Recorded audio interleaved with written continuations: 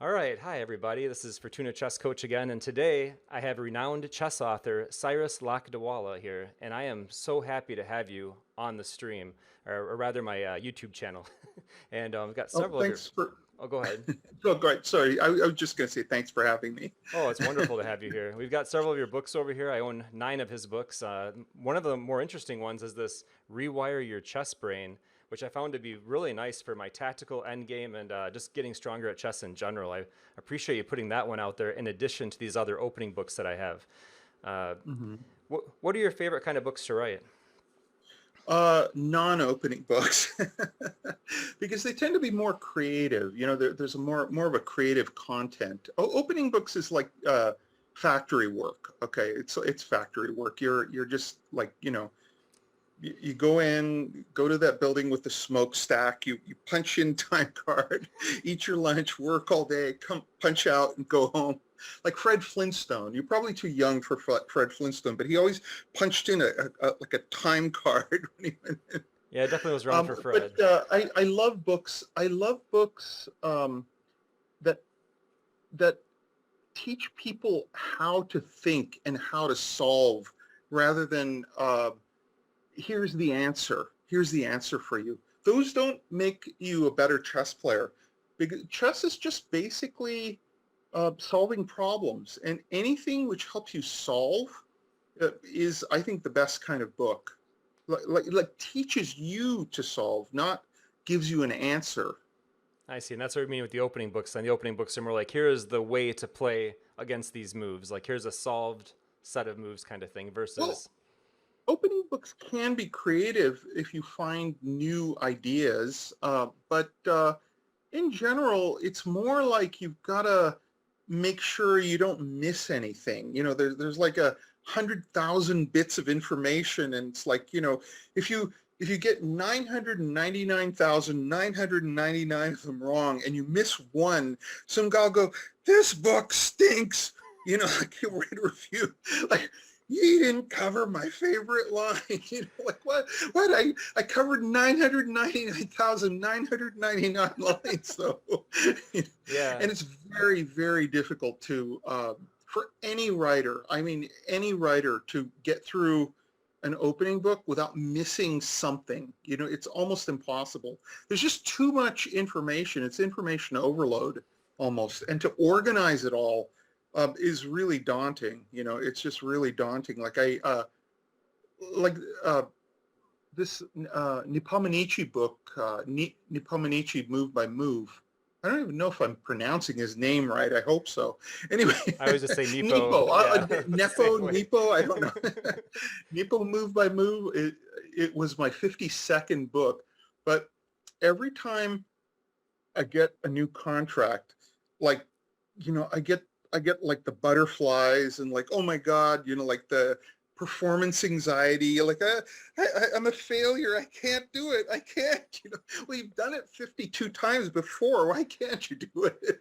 But this time I won't be able to do it. Well, the time release of this is amazing. I mean, we've got that World Championship match coming up, and Nepo playing Carlsen, so people will be super excited to get this book at the time it's being released. Well, It seems the way perfect. these books work, the way a challenger books, like I did Caruana Move by Move and this one, okay, those are the most. Oh, and Carlsen Move by Move was when he was the challenger too. Um, those were the three most nightmarish books of my life because they're time sensitive. Because what happens is the guy wins the candidates, okay, and then, oh, the world championship is next week, so we need the book in 3 days. Oh, What? geez. What are 3 days? Like, no. Basically, you have about 12 weeks max. I mean, really, they want it faster than that, but that's the absolute max to write a 400-page book. And so you are working like a lunatic during that time.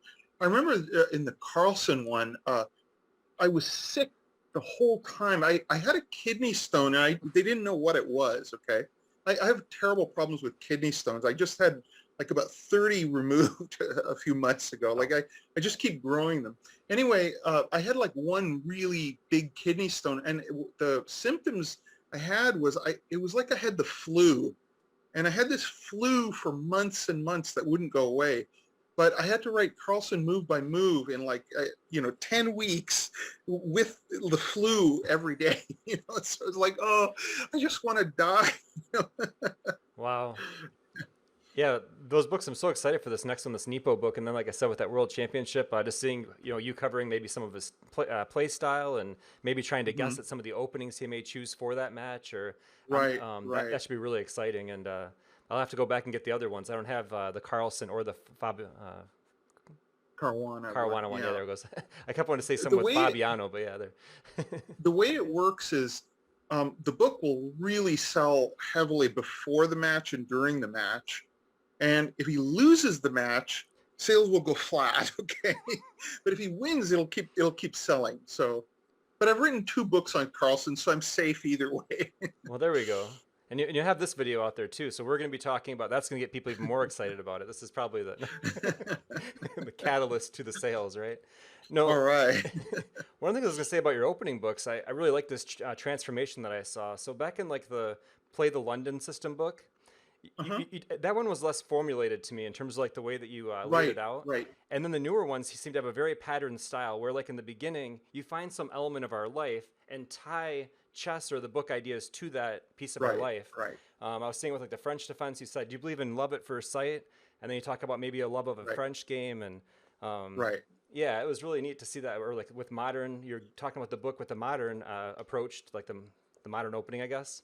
And you talked about Hmm. how it's more of an old style opening. And if you enjoy, the old times and stuff like that, you can bring it back with this. And it's still very relevant Oh, today. And it was, I've written 3 books on the modern. So if you're talking about old style, you probably got opening repertoire modern. Okay, yeah. yeah. What I did was I went back and I did the modern repertoire as it was played in the 1970s, and it's amazing. Like, and it's perfectly sound. It's actually the sounder C6 versions instead of the A6 B5, and it's really weird. Like when you play it, people get completely confused if you don't play the latest fad opening, right? Yeah. And so if you play something a little older, it's almost like it's a novelty to them, and they're not up on it as much, I feel like as a chess So, player too, the board like speaks to us. So when you play the move A6, I think everybody when they see A6, they think B5.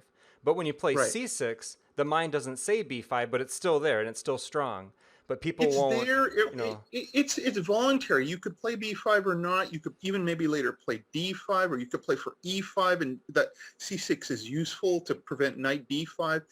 Basically, the whole point of modern, and I would say Larsen's opening, with B3, yeah. is the power of these openings. You don't get any advantage, of course, with Larsen's opening.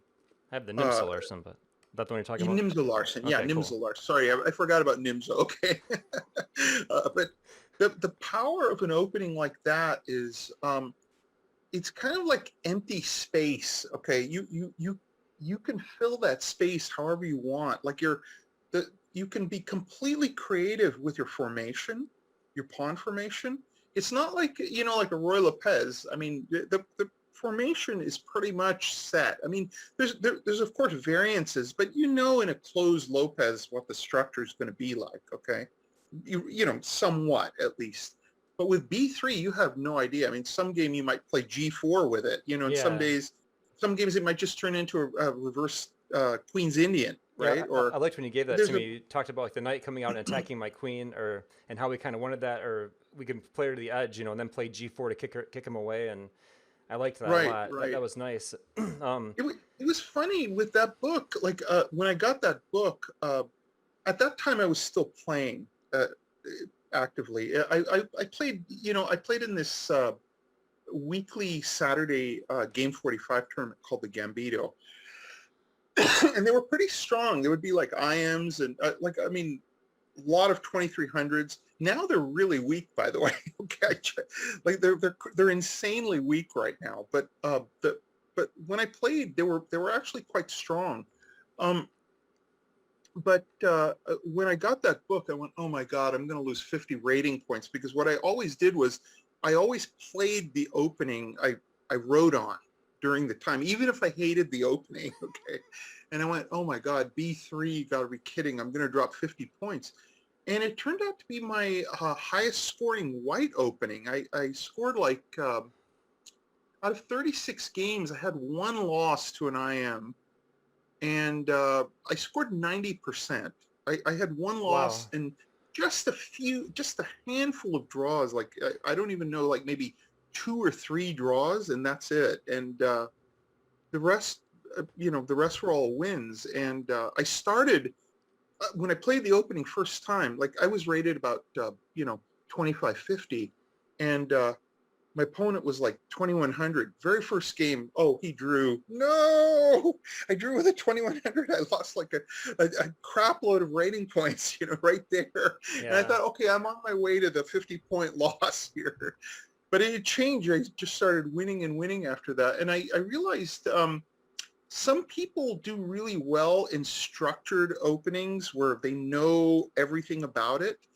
And some people like me do well uh, when it's a creative opening and you throw the opponent out of book. I notice I score highest in openings where I can take the opponent out of their book.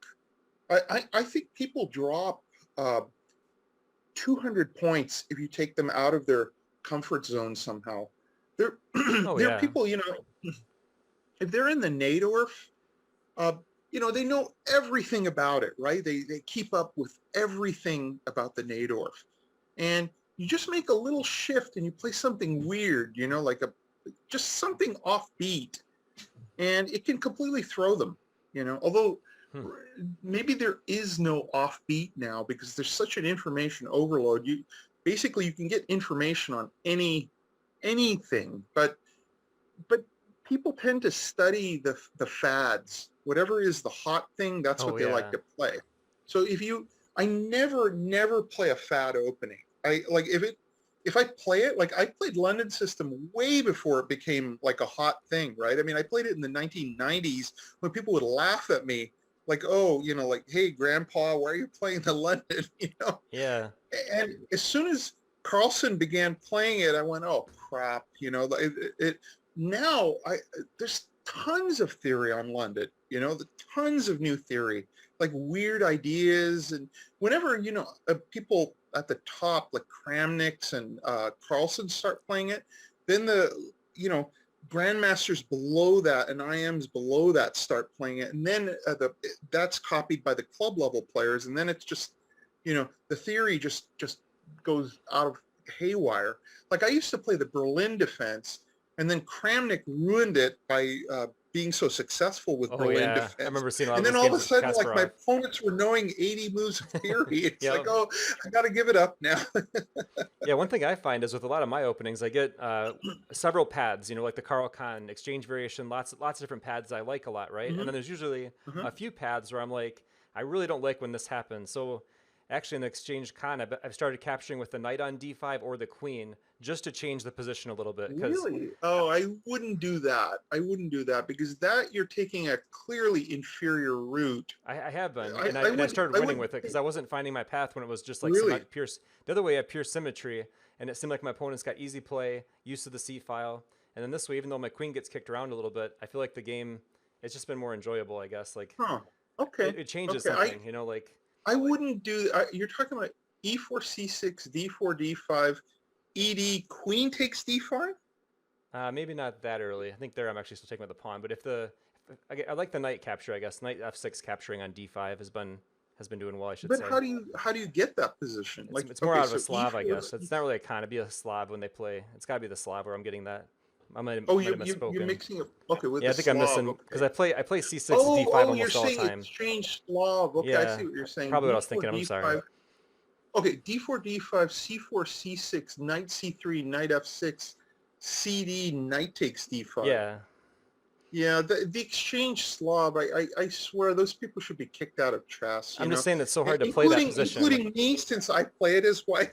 I should be banned from chess isn't because it isn't it hard to play as black though? Like I really like if I can tuck the knight back to c7 or do things like that. I just feel like it's a well, tough opening. the problem is then you give white that that big center, without like Grunfeld play, you're Yeah, that's basically true. getting a really crappy Grunfeld if you do that, Hmm. or a really crappy Queen's Gambit, or a crappy semi-Slav where you took on C4. It's like you took on C4 for no good reason. I see. Um, but I would just learn it's the way Slav works is, um, if the guy plays exchange Slav, always play your alternate opening. Like the way I did it was in Always San play Diego. See, I stopped playing in big tournaments for health reasons around 2006. Okay. Okay. And I only played in that weekly Gambito mainly to feed my books with games on the openings.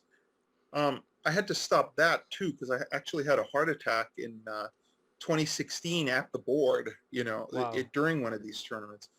And of course, stupidly kept playing till 2019 when my wife and cardiologists were screaming bloody murder. Oh, wow. But I mean, you really get stressed. Like, I never have heart issues at the gym. Okay, I can be on the elliptical for 45 minutes, no problem. So in the pool for an hour and a half, no problem. Time pressure with 3 seconds on my clock, my heart like chest pain, chest Oh, pain. wow. Like, I mean, so it's really dangerous if you have heart issues. Chess, especially rapid chess, is actually literally dangerous for you. Hmm. I mean, like, I had all sorts of issues with my heart when I played, especially after the heart attack. I had several incidents of Whoa. chest pain after that, and I never had chest pain in anything else in my life. I mean, like, Wow. oh, you're working on 3 books simultaneously, and you've got 4 days, 3 deadlines in a week. No problem, no problem. But like 3 seconds on my clock, like problem. Wow. But I guess that puts it in perspective on the amount of stress that this can put on you. And of course, you're playing at a very high level, and maybe because of having the books and other things on those games, it might have like elevated the stress level. I Maybe. I don't think that your playing strength has anything to do with your stress. I think it goes deeper to a more subconscious level. I think your subconscious mind thinks you're going to die or be grievously injured on the battlefield if you lose that game. Okay, Yeah. like you're going to be blind or missing a limb or dead if you lose that game. But if you win, you kill the other guy and you get a medal pinned on you. You get called up to the White House and they give you the Medal of Valor or whatever. So it's like there's a big swing in your subconscious. I actually had PTSD, believe it or not, where from the heart attack, what happened was I had the heart attack in 2016 and I stubbornly kept playing. And I constantly thought I was having another heart attack. Okay.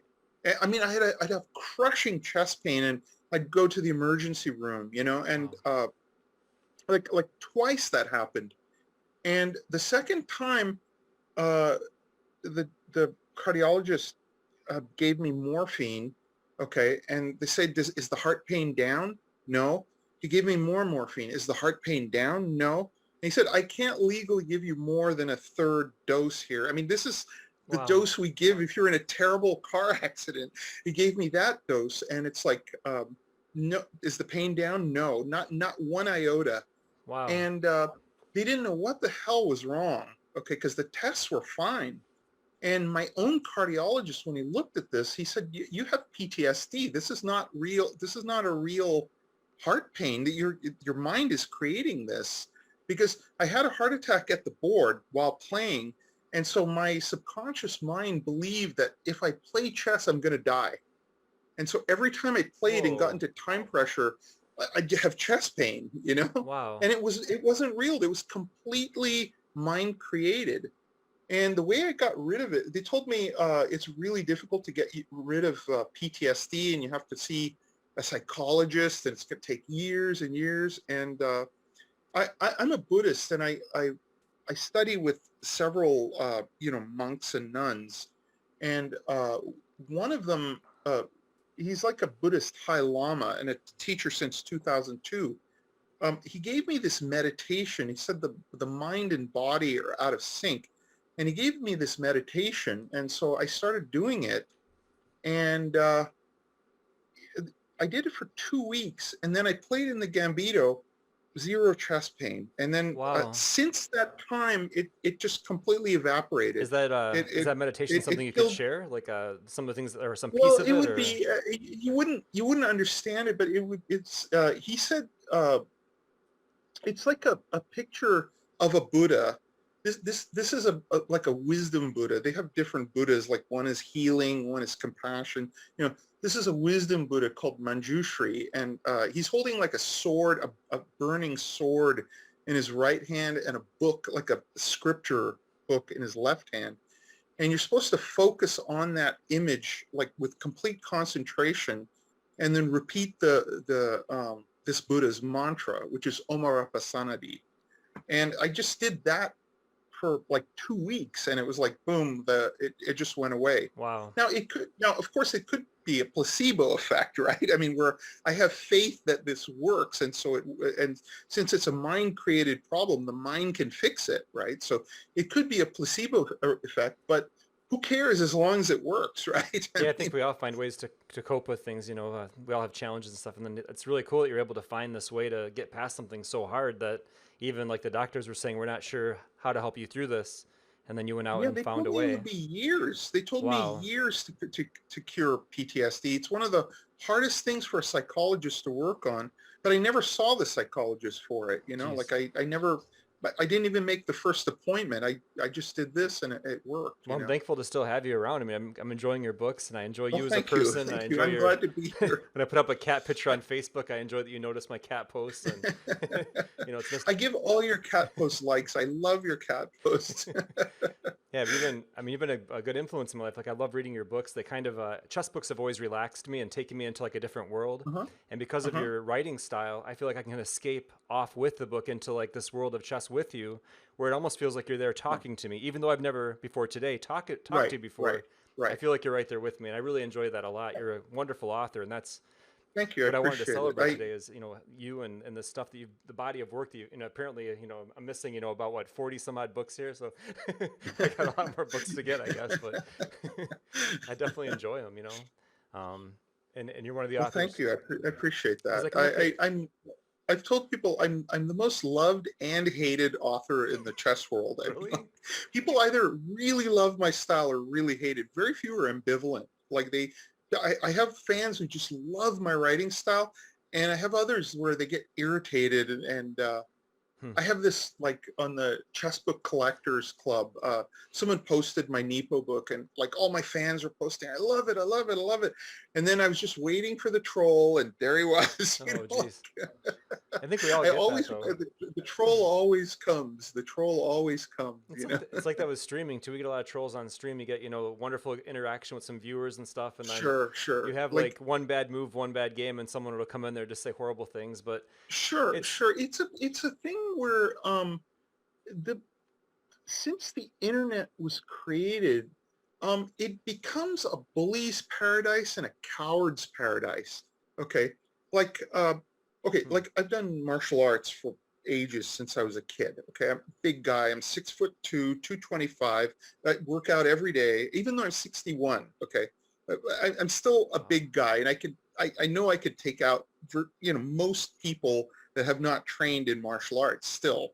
Okay, so this guy from, he could be from Australia, a guy I could just break his nose in 2 seconds, right?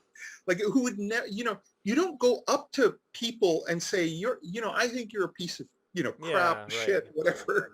You don't do that because there's a threat of physical violence. If you piss someone off, there is a threat of physical violence, right? Right. But there's no threat of physical violence. I can't, it's too expensive. I'm not going to buy the plane ticket. I won't go to Australia to beat the Well, guy up, plus you have all right? those fans too. I mean, you got there's a lot of positive energy Well, coming your way. I I, mean, I mean, I'm not a violent guy. I'm just giving an example of, right. like, but there are violent people out there, and you could tell them you're a piece of shit. I think you're a turd, and you're safe because the guy will never find you. He would Yeah. beat you up. He would beat you up if you were face to face with him.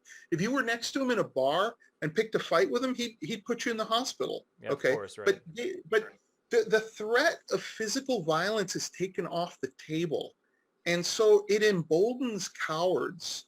The way I look at it is, don't talk to anyone on the internet unless you act like they're right there with you. Okay. I try to treat everyone with respect, like, I mean, except for the ones that don't treat me with respect.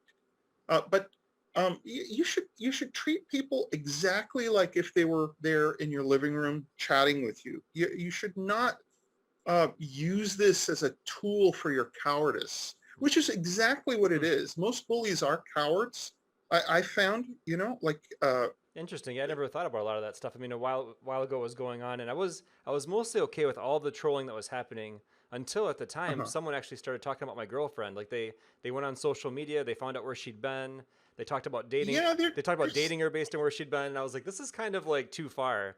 And then yeah, I was like, and I'm just sure. a small chess streamer. I'm like, what? Where's the hate coming from here? Like we're just The playing hate chess is together. from them. The I hate, see. it is not coming from your side. Huh. When someone says you're a crappy streamer, it zero is coming from your end. Okay, you could be a crappy streamer and you could be the best streamer in the world. Okay, but that hate is always a manifestation of the accuser, never of the, like, how can a book be good or bad, right? When people say this book is crappy and this other people say this book is a masterpiece, right? I mean, I've had that like with books where people say it's the best book I've ever read and people say it's the worst book I've ever read. Like, how can it be both? It comes from the person, Yeah. I like one book, In the Zone. It won the 2020 Instructional Book of the Year. Okay, I also won it for Chess for Hawks for 2016. But for the In the Zone book, I remember this one British reviewer. Okay, he doesn't like my chess style, so he never gives me a good review. Okay, so he gave this book a really mediocre review. Really, just rigid orthodox mind who's offended by any deviation from the creative norm. Like if you just deviate 1 degree from the norm, he goes crazy. Anyway, he gave it a mediocre review, and I'm not joking, like 3 days after his review it won Instructional Book of the Year. So Wow. my question is, if you're such a respected reviewer, how can you be that off on a book? How can you be that much off? It means that the critics, good or bad, it's just one person's opinion. They're not elevated because they're a critic. Right. I don't write for critics. I write for people like you. I write for people that like my work. I don't care. If you don't like my work, great. I have no problem with you, but I'm not writing for you. I'm not going to change my style to because you're humorless or because you've got that mind of orthodoxy where you want all chess books to be very serious, as if it's a scholarly work. It can be scholarly and fun. Yeah. It doesn't, just because I use humor and I use imagery doesn't mean that the analysis is crap, right? Or the explanations are crap. And the layout is so good. I mean, one of the things I like I've got a lot of older chess books that have on openings. And what would happen in some of those other books, like when they go into variations and stuff and the way it's laid out, it's just very chaotic. You have a page just full of chess moves, very little comments on those moves. And you're just like, I can look at an engine line. Like, that's not what I want to do here. I want to have an interaction with someone that really understands the game and learn from them. And that's what you do for me. You kind of break down the game, talk about the ideas behind the openings before we go and explore it together, give a nice layout of, hey, these are some different positions that can occur, then go really deep into them chapter by chapter, trying to cover it all. And at the same time saying things like, this isn't going to be this style of opening. You make us very aware of where we're headed with the opening you're giving us. It's beautiful, man. To me, it's that almost like coach level. I love it. It's you bring me right there with you. The most important thing with an opening book, the writer must be honest. You cannot be a salesperson for your opening, a salesman or saleswoman for your opening. If this opening has a problem, you must tell that person, your reader, of this problem, because if you don't, the reader will get hit with it, and he'll say, hey, that wasn't covered in the book. I mean, the reader will just be blindsided by something. So you must warn them. Like the Exchange Slav, I'm not going to try to sell it as some exciting opening. I badmouth people who play the Exchange Slav. I shame them, including myself, like I said, because I play the white side of Exchange Slav. But that's because it's my style, not because I'm trying to draw. But it's really hard to win against. That's what I would say. I mean, just stop playing chess, get a job in a factory, and live out your life, okay? If you do that to draw a game, I'm sorry, you don't belong in the chess world. Exchange French too. Now, that's another one I play with white because it's my style. I play it for a win with Exchange French, okay? But you play Exchange French with white and you're trying to draw the game, I'm sorry, chess is not your game. Please take up tic-tac-toe or something else, okay? Just take up something else. It's funny you mention this stuff. Like during those, now if someone has a competitive advantage, so you're watching a match and they need draws to win the match, you kind of understand then that's different. Going that's after completely it. Different. But when you have someone that's absolutely different. But when you have people just like playing for draws all the time, it drives me crazy. Like especially in the books I used to play through as a kid, I spent hours and hours and hours playing through these like grandmaster games, and I'd get so excited. I'd never peek ahead. Right. Didn't want to peek ahead in the book, And then if it was a draw, I was like, oh man, like I wanted the fight. And then oftentimes where they drew the position at my level, you could keep playing. I had no idea. I'm like, what were they thirsty? Did they need coffee? Like what happened here?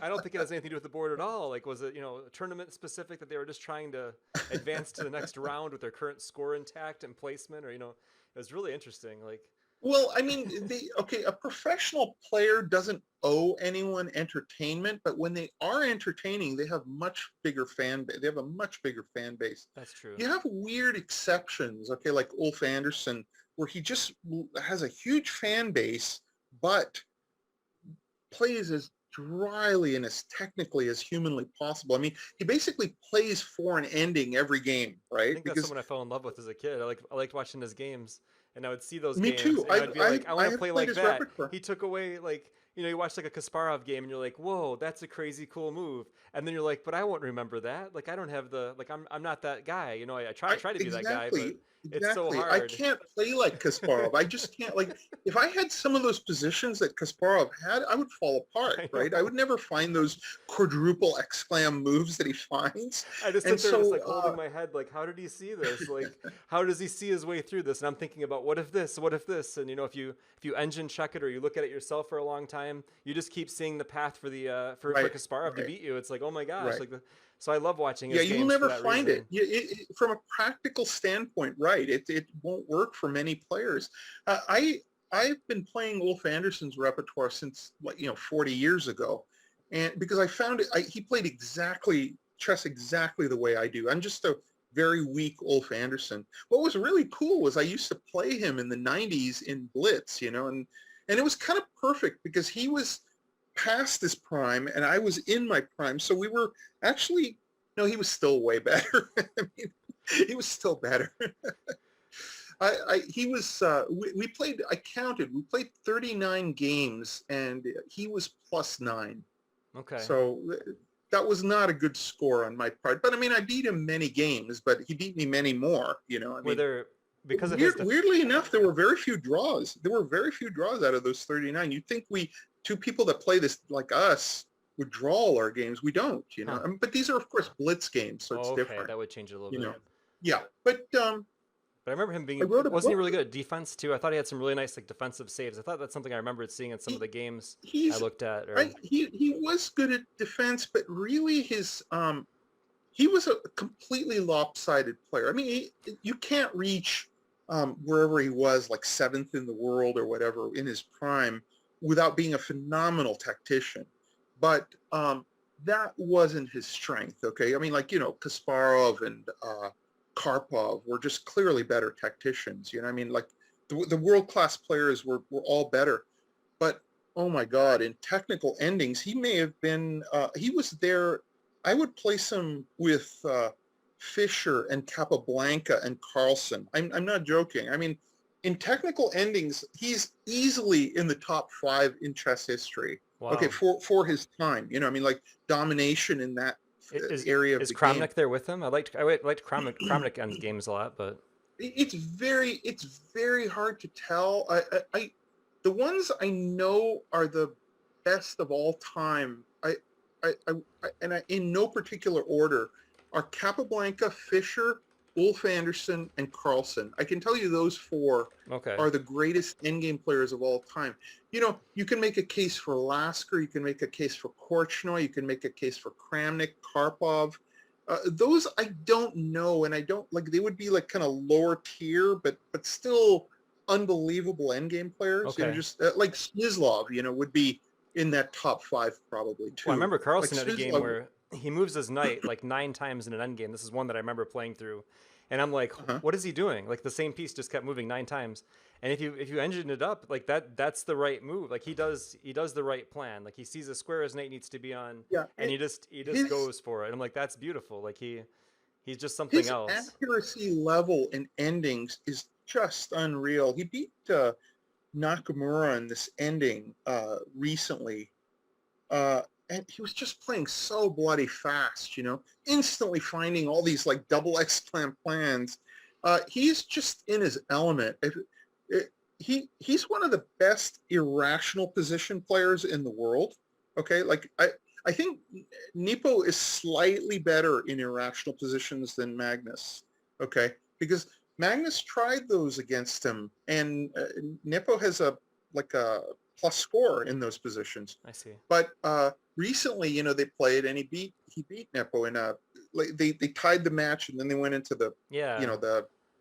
it may have been the Armageddon game, but like Carlsen just beat him in this dry ending. I mean, if they get Nippo is a good endgame player. He's not a weak endgame player. Okay, nobody is weak at near 2,800, but Carlsen is just in another category. I mean, he just makes everyone look like peasants, like a king to peasants. Yeah, it's like that first class move A versus like few the second class pieces. kind of thing, right? So someone else is finding it's a really good move, it's a wonderful move, but it's not the strongest move. Maybe Carlson's finding like that really powerful knock him out, rock him, sock him way to win the end game where Well, you're just not missing it, right?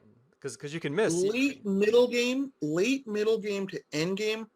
Carlsen just turns into a machine. I mean, he's just a machine in those positions, and you will either draw him or you will lose to him. You won't beat him. I mean, and he does because the way he loses is always the same way. He goes berserk. Okay, he goes completely berserk.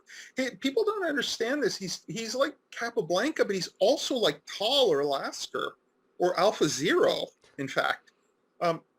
I think what happened was in about 2018, 2019, he studied Alpha Zero's games, and I think it changed his style. Okay, I think he became much more aggressive, and I think he became disdainful of material, just like Alpha Zero plays. Oh wow. Right?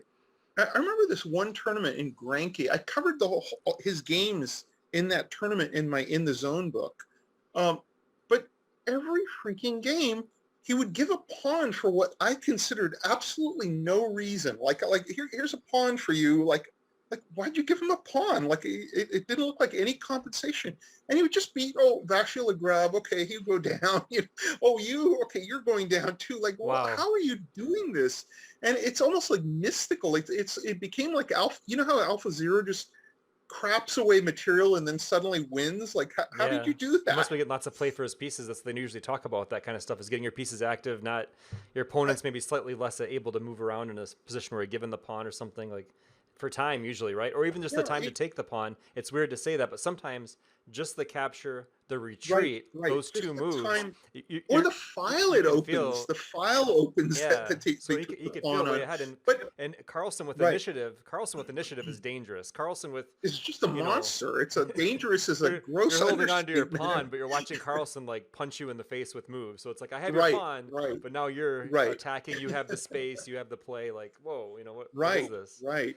So Anyway, what happened was his style changed, and one of the most remarkable things in chess history happened between 2019 and 2020. From summer of 2019 to a little, I think maybe August of, no, actually October of 2020. In fact, the streak was broken on my birthday on October 10th, 2020, where he lost to, what did he lose to? Was it Duda? hmm. Yeah, I think he lost to Jan Christoph Duda. I don't. I have a terrible memory. I've covered this game like twice, and I can't remember. It's Duda. Anyway, like the game he lost in 2019, the last game he lost was something like July of 2019 to Mamedyarov in a final round of a tournament where he needed to beat Mamedyarov. Okay. Okay. And then he went 125 games without a loss in classical time control, Wow. which just, it's unbelievable. It's beyond conception. And you'd think a guy that does that would play like Capablanca or Petrosian. No, he played like Tal. He was giving away pawns left and right. Here's a piece. Here's an unsound piece sacrifice. And no matter what, he would either beat the guy, or if everything went wrong, he would somehow hold a busted position because his defense was just on another level. But he's also probably the greatest defensive player of all time. That's a thing people don't realize about him. Nice. You know, like people think of Petrosian or, you know, like, I mean, the great defenders.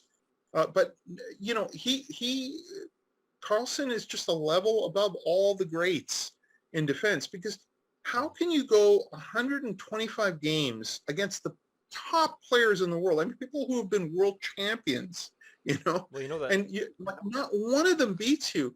And that game he lost to Duda, it was almost like he tried to lose that game. I mean, he was just giving away stuff left and That's right. what I was thinking. He Is gave that away that a game pawn probably unsoundly. a lot of people bounce back. You know what I mean? Like you have like a painful moment or something, and you learn from it, and you come back. Right, We always chess coach Nut is a big proponent of this. Losing is learning, and no right. place is that more true than chess. And I bet you that loss and the memory of how that loss felt, and the commentary about that loss, and going back and seeing it, and being aware, like you were saying, of man, I can't believe I did what you know, that upsetness. He probably took that and said, okay, what mentally can I do to go forward and not, you know, make these kind of mistakes or have this happen again? And he nailed it for that 125 game streak where he was just in the zone.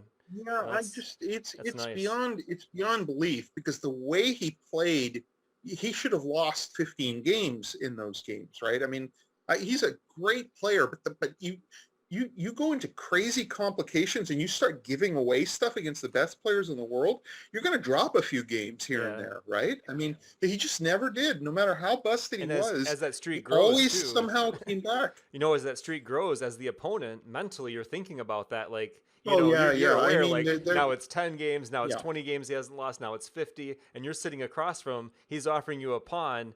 That's hitting your head awfully hard. You're like, well, last 10 guys took that pawn, maybe, you know, but then you feel like I have to take the pawn. And then as you move the piece back, like I was saying, after he begins whatever he does to get your piece to retreat after the capture, you start to have that thought of like, maybe I should have left that pawn there. Like a lot of doubt. I think chess is so mental, hmm and as there's always like those transitions during a game where maybe at one point you feel like you're better, and as long as you keep that mental image of you being better, it's easier to play the game. But as soon as you feel like, and especially after you thought you were better, if you start feeling like now they're either catching up or going past you, it's very psychologically devastating. Oh So yeah, yeah, and so that's what Carlsen got to enjoy. They have the pawn mentally, they think they're better, and then as they come back to equality, and then as maybe it's no longer even right, equal, right. Then that he starts player, getting outplayed. that player Right, mentally, it's so hard because you have those thoughts of like, I right, thought I was going to right, beat Carlsen, I thought I was going to draw Carlsen, I just lost to Carlsen. Like it's right, a rough right. road. You're playing two players. You're playing Carlson, and then you're playing the myth. Okay, the myth grows. Okay, this guy is a dominant world champion in an era where there can't be a dominant world champion. Like, I mean, you know, like in Lasker's time or Capablanca's time, there just weren't that many great players, you know, and so you could be, if you were just super more talented than everyone else, you could be a dominant champion. Like Kappa was quite dominant early on. He was dominant before he was world champion, you know.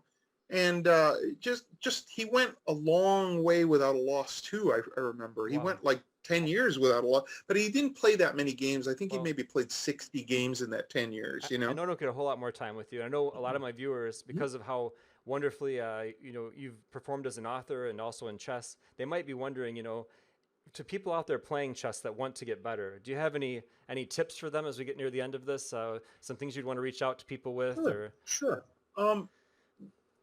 We can go till 10:15, by the way, because we okay, started late. I don't want to, okay, that's cool. shaft you on Oh, no the time. problem. I just wanted to make sure I got some of these Okay. other points in there. You've been really good at like Well, okay, discussing players, and well, thank you. okay, here's what I recommend. Okay, first of all, be honest with yourself. Okay, don't lie to yourself. If you play like me, like Ulf Anderson, and you don't play King's Gambits, you're not tall.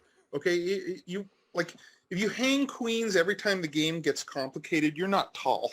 Okay, you're someone else. Okay, so be that someone else. Don't be that someone else. Be yourself. So you must be honest with your style. And it makes a big difference if you tailor your opening repertoire to your style. Okay. For me, I do really well in endings, any technical positions, late middle game. So obviously I want openings that trade stuff. Okay. Uh, I don't want tactics. I'm stronger strategically than tactically, so I don't want tactics. So the Ulf Anderson Knight F3 repertoire is really good. When it is a crazy position that I do well, it's always strategically crazy, not tactically so much. And like I told you, I did really well with one B3, and I think part of that is I throw the opponent off their normal, their comfort zone. So I do better in creative positions than rote positions. But that's just me. Everybody will be completely different. Like you may be deadly with the initiative. You may be bad with theoretical lines, for instance. You may not have the memory to keep, or the time to keep up with theory. You have to factor all these things in and tailor your opening repertoire to your strength. And it really makes a difference of about 200 points, honestly. Okay. You can be a completely, you could be a 2200 player that plays like a weak expert, like a 2050, 2030, okay? If your opening repertoire, if you're playing Nadorfs when you should be playing Karl Kahn's, it can knock you off 150 points easily, okay? Or the other way, if you're 2050, but you're playing Nadorfs, and suddenly you switch to Karl Kahn, hey, what happened? Like I'm winning all these games now, So that's the point number one. Okay, point number two, you must master basic endings, okay? You must master them. You can't lose a Philidor position in a rook ending or a Lucina position in a rook ending. You must know that wrong color bishop and wrong color rook pawn is a draw, and you have to see it way in advance. Where if I sacrifice my knight for these two pawns, I'm going to get wrong color bishop and rook pawn. It alters the way you play your late middle game, by the way, to be good at endings. So you don't need to be Capablanca, you don't need to be Carlsen, but you do need to know elementary endings. I don't know if bishop and knight is considered elementary, but I think you need to know it. I think you need to know it. Me too, yeah. Nothing feels better than you know, executing that either. I did it with limited time on my clock on stream one time. It was really fun getting that mate on stream with the time. Yeah. I So was fun. tested with it about 3 years ago. I had 30 seconds on my clock, no increment, against an IM, and I had bishop and knight versus king. His king was right in the middle of the board, so I went, oh God, draw greed. I'll never, and I'm like the slowest blitz player on earth, so I can only make 5 moves in 30 seconds. So I thought, no way I'm going to do it. I did it with like 10 seconds to spare, because I've done it so many times with students. Every move was like instantaneous, right? I think I was like 0.6 or 0.3 on the clock. Like I was under a second when I did the mate. Oh, wow. And my mate wasn't even like in the corner. It was on the edge of the board with a bishop coming in and the knight and the king covering the other squares. Like Oh, it was nice, fun. I was so nice. happy. I'm like, yes. Like Yeah, I didn't know if I could do it or not. I had it one other time against a 2400 where uh, this was, in the 80s, maybe early 90s, no increment, no time delay. The clocks were just the old mechanical clocks. And again, I had about 1 minute on the clock less, maybe 45 seconds. And I ran out of time. Like Mhm. I was headed right for mate. He was getting Oh man. cornered, and I was like maybe about 8 moves away from mating him when my flag fell. But at that time I didn't know it as well. Like I had to think a little bit. Just that split second eats up that extra second, and extra second keeps going. But by the time I played the IM 3 years ago, just every move was like instantaneous. There was Nice. no thought. It was like I knew how to do it. So you have to master basic endings. Okay, that's another one. Um, you have to do daily puzzles. Okay, very important. Your tactics must be good. Tactics is so critical. I mean, it's just so critical because I found with my students, they're all pretty competent after a while with their openings. I mean, not the lazy ones who never study, but the ones who study, they're pretty competent in their openings, okay? They're pretty competent strategically. They're not going to do some crazy, idiotic move that will wreck their position. They may miss plans and stuff, but they're actually quite competent for their ratings strategically. It's always tactics. If I show, I mean, if a student shows me a game, okay, like if a 1300 shows me a game, I will find 3 wins for him and 3 wins for the opponent every game. I mean, the game could have flipped like 6 times, Wow. different results 6 times. When they get higher rated, they miss maybe 2 opportunities or one. If they're expert 2200, they usually miss 1 or 2 opportunities, but always they miss a tactical opportunity or they miss something on them. Where tactics works in a defensive way too, because you see the opponent's combination on you and then you prevent it, right? So tactics is critical. Next one, nobody likes. Okay, the next thing I'm gonna, you've got to do compose. I discovered this only in 2019. Okay, composed works are steroids. Okay, they're steroids for your tactics and planning. For everything, for every aspect of your chess. Um, what happened was, okay, so I retired in 2019, a little bit before the pandemic. I retired, okay, about 3-4 months before the pandemic, because my wife was, complaining, you're going to have another heart attack. Cardiologist, no, not wise.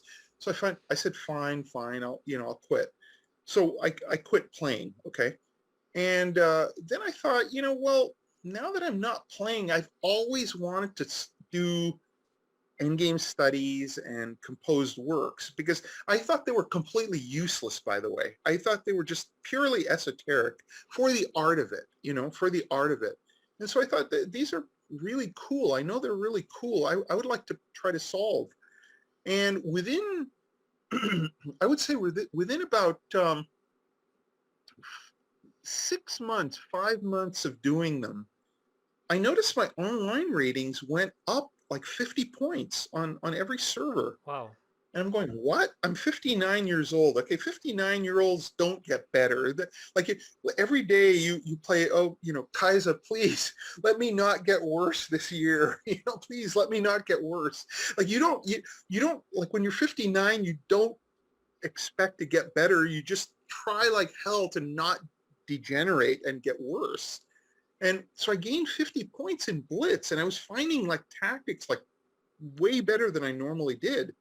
And I suddenly realized, oh my God, it's the the main 2 problems that I'm doing and the endgame studies I'm doing. And I was really awful at the main 2 and endgame studies. I'm a terrible solver, but still it helped me. And then I realized something. It doesn't matter if you solve them or not. All that's required is that you try to solve it. And if you get it wrong, you look it up, or if you don't have any clue how to proceed, you look it up. By looking it up, you get the new pattern. But don't just look it up without trying to solve. There is a benefit to the actual straining to solve. You must do that. But it doesn't need to be long. It could be for 3 minutes, for 5 minutes, and say, well, I'm out of ideas. Let's just look it up. Boom. After a while, you get crazy patterns which have never appeared in actual chess games in your head. I mean, just insane patterns that would never have occurred to you in a billion eons. It would never have occurred to you. Okay.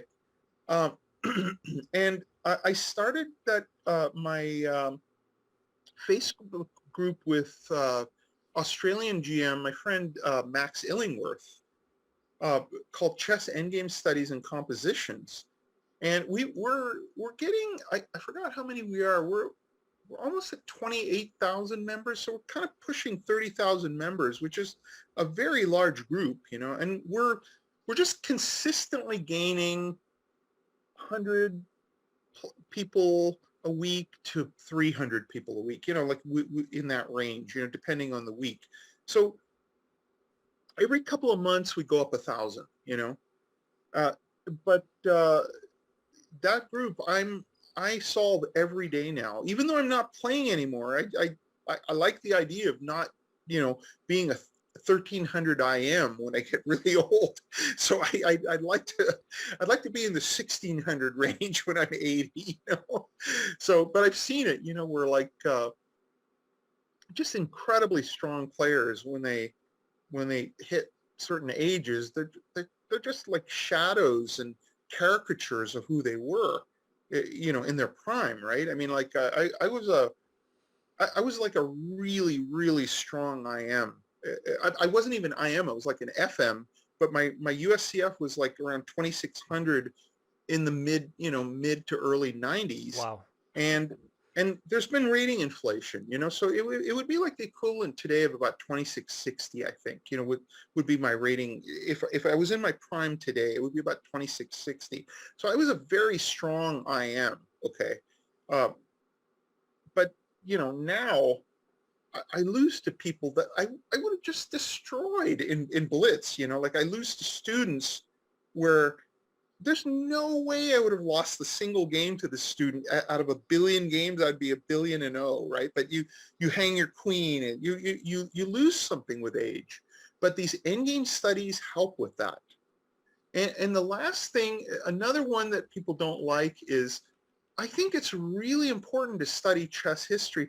I wrote my book In the Zone for that reason. It goes through chess history and goes through all the great winning streaks in chess history, starting with Morphy, at the Continental Congress, the American Congress. Cool. And it ends with Carlsen at Grenke. I don't know why it helps, but it kind of gives you a picture of the development of chess, how it developed, and how it got more and more and more sophisticated as the centuries went, century went by, century and a half basically went by. Before the 1800s, you can look at Greco's games. They're really great for your tactics, but, his opponents are basically all 300 players, that just like strategically, they're just complete morons when juxtaposed to today, So study chess history, because if you don't, you're going in there, you're going to your first piano lesson and demanding of the teacher, I want to learn, Chopin's Piano Concerto #1 on day one. I start teaching me that, but you need to learn the scales, dude. It somehow gives you an overall picture of it gives you a greater understanding of chess, and gives you you get exposed to a wide variety of styles and ideas. The players today all play alike. I don't know if you've noticed that. They're all like at the top. They're all like incredibly strong tacticians, they're incredibly strong at everything, but they all want to complicate every game. They're obsessed with complicating and getting some sort of explosion. People didn't play like that in Capablanca's time. They played like a different chess. They didn't play like that in Lasker's time. Some people did, you know. But Steinitz is an incredibly good guy to study because for club level player, because it's like a club level strategist who's like maybe like a master, okay, 2200, who's a really good positional player and a competent tactician, a very good tactician, against like the Starbucks Sunday coffee house. I've never opened a book in my life, and I never plan to. I'll just take it out of book and confuse you. No, you won't. No, you won't. I'll beat you every game. Yeah. But it's very important to study chess history. But nobody, the young students, forget it. They hate. It's all irrelevant. Why should I study history? It's all gone. Like yes, I know, but it's important. No, that's really good advice. They don't get it. They don't get it. But this is really cool. Like, it's nice to have a list like this, and even as I've tried to improve my chess recently, I've noticed puzzles, which you mentioned minutes ago, are something that's really helped me out a lot. I did them before I started streaming. And then when I went to the stream, I felt this pressure to play. And I saw other people do puzzles, and they were so much faster than me. I was like, I don't think I want to do this on stream. But I did it for the first time about a week ago, and I was on for 16 hours. I did 16 hours of puzzles. I couldn't stop. I was loving it. And now, damn, 16 hours? That's impressive. It was fun. I probably could have gone longer. Like, I was just having fun. What I found with it, though, is now every single stream I start with puzzles because I feel like it helps me warm up for the game. Fantastic. And I used to play so poorly. Like, the first 3-4 games in my stream, I would have like the worst games, and I'd be like, "Stay with me, guys. It'll get better." and then I start doing better from there. But now that I've done this, like, my rating's gone up. Like you were saying, like the 50 points, like it's close to 100, like from like 2200 to close to 2300 at Rapid and Blitz on Lichess, and it's definitely helped me to see those patterns. And the couple that maybe I had seen before but wasn't seeing as quickly until I started doing the puzzles. So yeah. It's completely critical to do them. Have you heard of the book, The Woodpecker Technique? Yeah, one I don't have somehow, but yes, that's. Yeah, okay. That book really annoys me because it really should have been called the Lakdawala Technique, because I was doing that before he was born. Before this GM was born, I was doing this. I just never thought of making a book about it. Oh, man. But his technique is this, or my technique actually is this. When I was playing, okay, you have to do tactics, but you have to immerse yourself in tactics, just like you're doing. Okay, what this guy? Okay, this guy, I forgot what is Tikkanen or something like that. I think he's a Finnish IM. I hope I got the country right, but I'm sorry, a Finnish GM. He was an IM, just a kind of an average IM. And then he did this technique, and he just within like one summer got all 3 GM norms, became a 2600 GM. Okay. And here was the technique. And I was doing this in the 80s. Okay. Here's what you do. You do tactics. He would do it like if he had a tournament coming up on Saturday and Sunday. Okay. Let's say his IM and GM norm, his GM norm tournament starts on Saturday. What you do is he would do 24 hours straight tactics on like Monday or Tuesday. Okay, 24 hours straight. Okay, like just maybe 5-minute breaks to eat and use the bathroom, and that's it. Okay. And just till you're dying. Okay, you're dying, and he said it just makes a huge difference. Even in my just my final years of playing, see, I maintain my rating still in the 2500s. Sadly, I did retire at about 2496 or something. So I did fall below 2500, but still in the 2500 range, and that's very rare for a guy in his late 50s to be at 2500 is extremely rare. And I credit that technique to it. Okay, the Woodpecker Lakdawala technique of massive immersion in tactics. The way I would do it is this. Okay, I would go to the gym, and I did bodybuilding in my 20s, and even in my late 40s again, but then I had to stop because of just too many injuries, like I realized it's not good to be a 48-year-old bodybuilder. It's bad. Your elbows go, your everything goes, too many injuries. But in my 20s, what I would do is I would lift weights, and then I would get on the exercycle, okay? And I would do like an hour at least, okay? And you have this crappy neon gym lighting, okay? And then at that time, the exercise equipment wasn't as good in the, mid 80s. It was crap equipment compared to now. And so the bike would, rattle, like it's moving around. And the book is moving around that you're trying to do, right? But the way I thought about it is, if I can solve combinations there under those conditions, tired and bad lighting and moving around, I can solve it at the board in the final round when I'm exhausted. Right. I would also do this. I would come back from a tournament. I play like in a 3-day LA tournament. Okay, Saturday, Sunday, Monday, Memorial Day, let's say.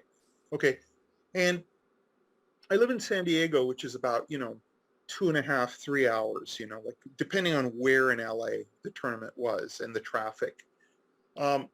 Now it's a nightmare. Going to LA is like ridiculous. It's just like, it would be much easier for me to walk to LA than drive there because the traffic is horrific. Okay.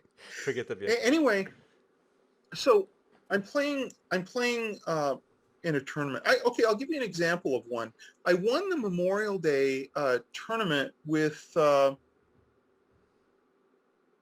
some Russian GM. I can't remember his name now. I tied for first with him. I won a Memorial Day Classic, okay? And I was so exhausted. After the tournament that, like, when I finished my final round, that I just, like, I went out into the main hall, and I kind of like just stumbled and I fell on the ground, and like I fainted from exhaustion. Wow. Okay. And my then 100-year-old student, Alina, was standing over me. Like, when I revived, I saw her standing over me, and the first thing I said was, "Alina, don't you get tired of these things?" And I'll never forget her answer. She went, "No." That was it. And I realized she never calculated, so she never got tired. She just like, "Oh, this move looks good." Anyway, after that tournament, okay, that's how tired I was, okay? So Nancy and I, my wife and I, drive back to San Diego. We have dinner at some crappy Denny's or whatever, on our way home. We have dinner and go home. Then, so we get home around, 1 o'clock in the morning. So instead of going to sleep, what I would do is I would do 2 hours of combinations then. When I'm dying, I'm just dying. I want to sleep. I can't even see straight. I'm so tired from chess for 3 straight days of chess. That tournament, I had bad luck because I had these long games day after day. Just every game seemed to go 6 hours, 5 hours. Like some tournaments you get lucky and you blow out someone in an hour. I just didn't have that in any game, and that's why I got so exhausted. It was just a cumulative effect. Anyway, so I would do like 2 hours of combinations at that point, because if you can solve combinations there, you can solve it in the final round in time pressure when you're just dying and exhausted, and it's for first place in a tournament. You see, there's a lot of overlap there too. Like with health and fitness, they always say like to take in like some fruit or something like right after you work out to help replenish. Oh, and you're kind of doing something similar with chess. Yeah, it's like, so you finish this big chess match, and just like you do with bodybuilding or something, come back and nourish yourself, which may be nourishing with chess is doing the puzzles, putting yourself back in that situation and trying to solve it. Because you're right. If you can't. Speaking of that, by the way, speaking of that, it's very important to watch your blood sugar at a chess game. I've never let my blood sugar get low during a chess game. Always sip juice, a few sips every hour, or have some nuts. don't have a donut. Okay, don't don't have spike like and fall, is what you're saying. a big, like half a lemon meringue pie. Or, don't do that. Okay, but the sugar is bad. But sometimes it's okay to eat dried fruit if you feel you have low blood sugar. You eat some dried fruit, it'll come very quickly, or juice if you Okay. have. It'll spike your sugar, which you need if you have low blood sugar. But be aware of your blood sugar, because that's how most blunders are made. Is people play long games, they don't watch their blood sugar, and they lose the game. Oh wow. So Well, that's really good that's to know. another thing that's another thing that's very important in the games. And the one last thing, a tip I'll give you. I've always done this, and I swear to God, it gives you 100 points rating advantage, okay? Never drink caffeine at home, okay? Never drink caffeine at home. But when you play in a tournament, let's say you play in a 3-day tournament, increase your caffeine each day, and it will hit you like a ton of bricks. If you don't have any caffeine and you have like just one cup of tea, you'll be wired for game 1, and then have another cup of tea for game 2, and then increase a little bit on the second day, just a little bit, and then on the third day more, and then the final round you have that Vente Starbucks thing, because who gives a damn if you get burnt, if you have caffeine, like where you faint from too much caffeine at the end. But you got to play that final game. If it's the money game, you've got to be right on. I mean, you can't have your hands shake and stuff. You can't go that far, but you need to be wired when you play. If you do that, that's probably why I had the heart attack, by the way. So maybe for older players, be a little careful, because I'm like powering down coffee for my like, this is the path to victory and also the hospital. So the good news is you win the tournament, and then when you're taken away in the ambulance with your trophy. I did win the tournament, though. I did. I played all 4 rounds. I went 4-0. Then I went to the hospital. I'm not joking. I did that. Man. I didn't know that I had a heart attack. I thought I was just having a heart incident. And then they told me, you had a heart attack and you have about 30 minutes to live, if you didn't get here. So if you do that, it works. I'm telling you, it works. But it's very hard to get off caffeine if you're on it. So you have to do it gently and slowly. Get off caffeine completely. Only drink decaf tea, decaf coffee during the week. And when you play, if you play on a tournament night, drink your coffee 1 hour before your game, half an hour before your game. You won't sleep, of course, but you have to suffer for your art. Well, I am so thankful I got to talk with you today. This has been amazing for me. I've respected you and looked up to you from reading these books for years, and I'm very happy you came on my show today. And I can't wait to have happy to be here. my viewers learn all these things, and from you. This is a very special time for me. I've been excited to meet people in the chess world for pretty much since I was a kid. It's all I've ever wanted to do. I got my degree in math because of it. All the chess players had math degrees. I'm like, I should do that. And then I got a computer programming job. But I'm very happy with my life, and a lot of it I feel like was steered through chess and people like you. So thank you so much for the things you've given me. You're very welcome, and thank you for having me. I appreciate it. Yeah, you have a wonderful day, Cyrus, and thanks again. Bye. Thank you, too. Bye-bye.